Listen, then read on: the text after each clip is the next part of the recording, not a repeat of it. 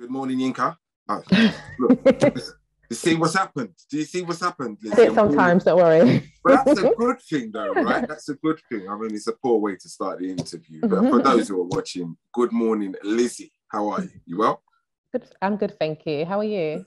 I'm blessed always, in all ways. We're here to talk about your debut literary offering, which hits the shelves in March. And for those who are confused by the start of this interview, it's your first novel. It's called Yinka, Where is My Husband? Where is your husband? Yes. Right? I've started to I haven't read all of it, right? So I've started to go through what's been made available to me. Okay. And I can't wait. All right. I can't wait to finish it. It looks like a real breath of fresh air, to be honest with you. I know that it started from a blog that you wrote in 2014. Tell me more. Yeah, so this blog was called Christian Dating Dilemmas. And the reason why I set it up was because I was looking for like mainstream fiction with a Christian protagonist, but I couldn't find any. I really struggled to find a book, especially a romance book as well. So I thought, okay, let me do something about it.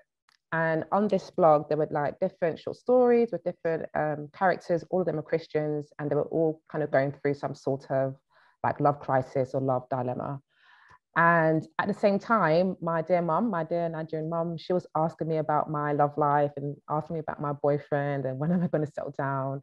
And so I decided to use my experience as inspiration to write a story about a British Nigerian woman, but in her 30s, who's kind of going through the same thing. But the idea to turn it into a novel came much later on when I met this amazing author called Jackie Lay at this blogging workshop.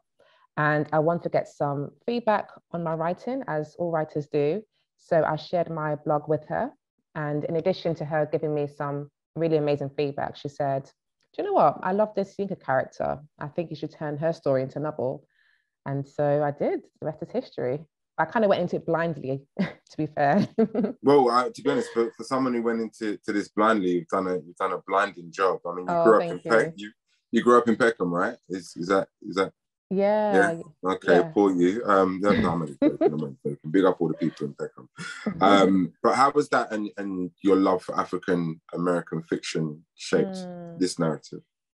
Yeah, so I grew up in Peckham for the first like 13 years of my life, and Peckham was great. Like Peckham has a great community feel, and I just kind of wanted to show like just how great it was, especially because it's gone through that kind of transition of gentrification. So people might not know how it was before. So it's kind of like a tribute to Peckham, and I wanted to bring out some of the little gems like the hair shops that Peckham's known for. The African supermarket. How it's always buzzing and bustling and there's always music playing from somewhere. And in terms of how like African-American culture influenced this book, like growing up, I loved African-American romance movies. So your Love Jones, your Soul Food, your Best Man, my favorite movie, hands down. And I was looking for like something like that, but here in the UK. So with like Black British characters, but I couldn't find any. And I think at that time, there was more like films and shows that showed like Black people involved in like crime and kind of living in like the inner city. And, even though those narratives are great and I think everyone should be able to see themselves, I was just kind of looking for something different, I guess something more romantic. So I guess my love for African-American romance movies kind of also influenced me to write a Black majority cast, a novel with a Black majority cast, where romance and love is like at its core and a key theme in a novel. So yeah, that's how it came about. Speak on a quintessentially Nigerian British circumstance, right? That sees the mothers and the aunties in a room, maybe they're at a baby shower or they're celebrating the recent engagement of a cousin, but yet in that same room is a 30-something-year-old young lady who is not attached or has not presented a significant other for everybody to see. Talk about the dynamics of that room at play. Yeah, so thankfully I haven't been in that kind of situation myself, but I do know like others that have, and it's kind of like, the elephant in the room. And, I've had friends in that boat as well, where even if they the aunties and the mum might not say anything. You can just tell from the way they're staring at them, like, okay, when is it going to be your turn? Where are the grandkids?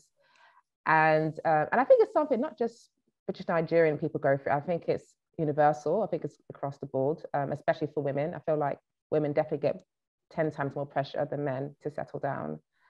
So yeah, thankfully, like my mum has never prayed for me in public to find a husband. She's always sent her private prayers.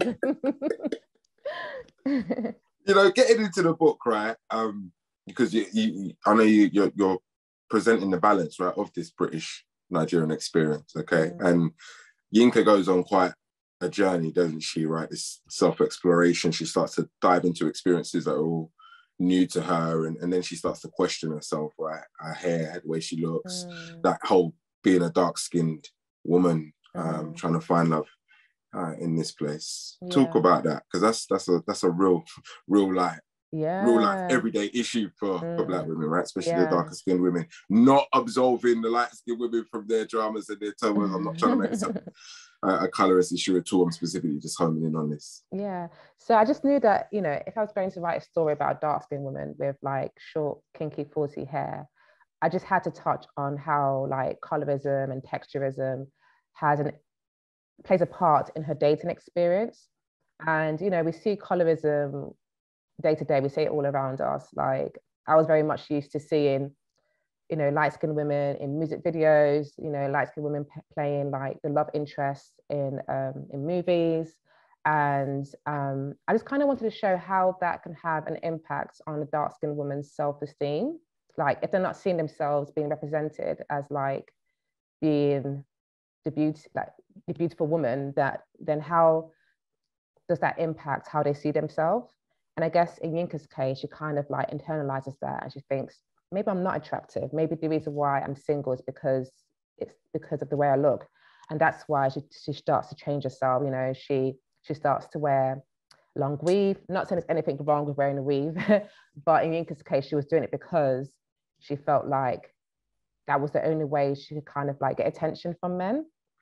You know, she changed the way that she dresses as well. Like she goes on this like radical transformation journey, and she kind of has to find herself again, which thankfully, yeah, she does by the end.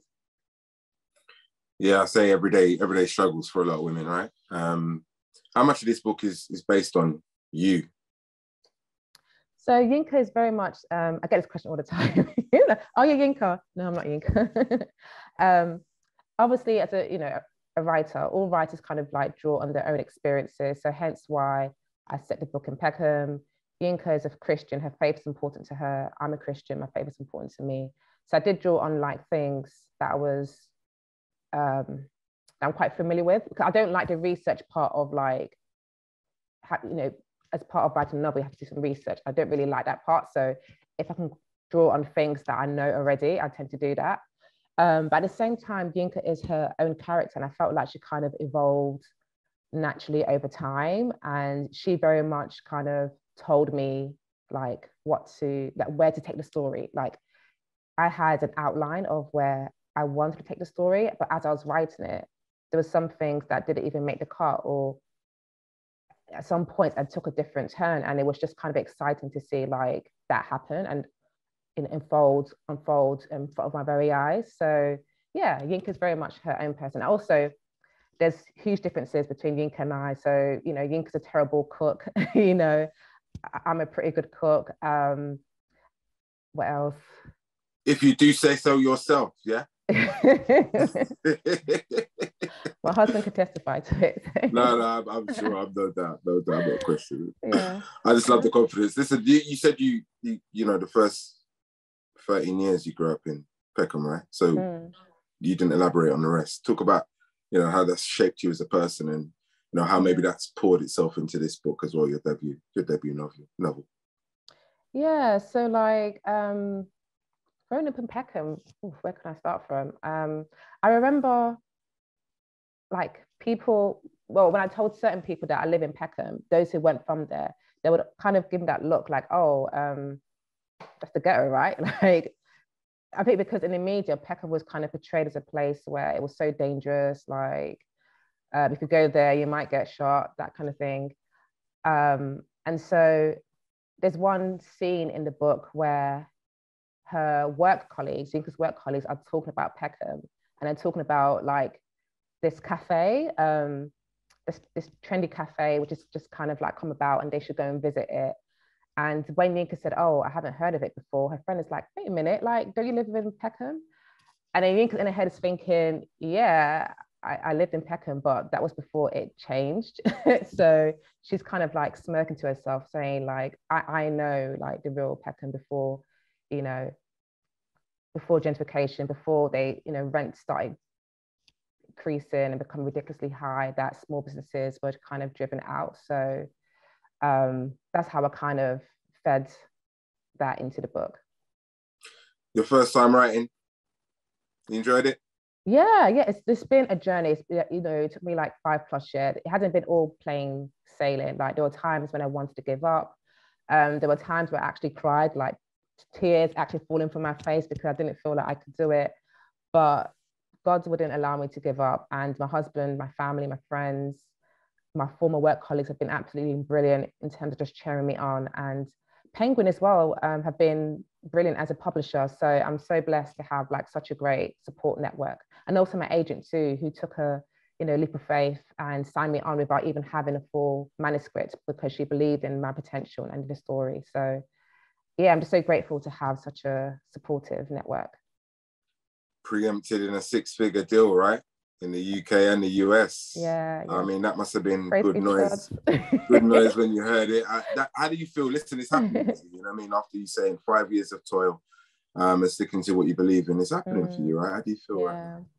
I feel so, so blessed. Like every single day, I list 10 things or more that I'm grateful for because I never want to get to a stage where I feel comfortable. Like I always want to be just in awe of what is happening and just so grateful and just joyful as well. So I just really am so proud of myself as well because like I said before, there were many periods of self-doubt and it's definitely kind of strengthened me as a person as well. I've just seen my growth personally throughout this entire journey. Like even just having an interview with you, like a few years ago, I would have been terrified to do that. And now I'm just kind of becoming more comfortable in my own skin and just kind of blossoming as a person.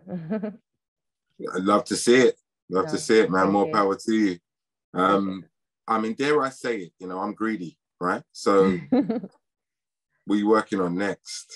I know there's a next. Yeah. So I am working on book 2. I don't want to say too much about it because I think it's always best if it's a surprise. But it is connected to Yinka's world, and I will leave it there. So yeah, listen, you heard it here first, and I'm grateful for you sharing that with us. Liz, it's been a real pleasure catching up with you to talk about your debut book. And as I said, more power to you. Is there anything else you want to leave our listeners, viewers with before you go? I just want to say thank you so much for all the support, especially on like social media. Thank you. I really do appreciate it. And if you want to follow me on Instagram, it's at Lizzie Damilola. Sorry, at Lizzie Dami Blackburn. And on Twitter is at Damilola Lizzie.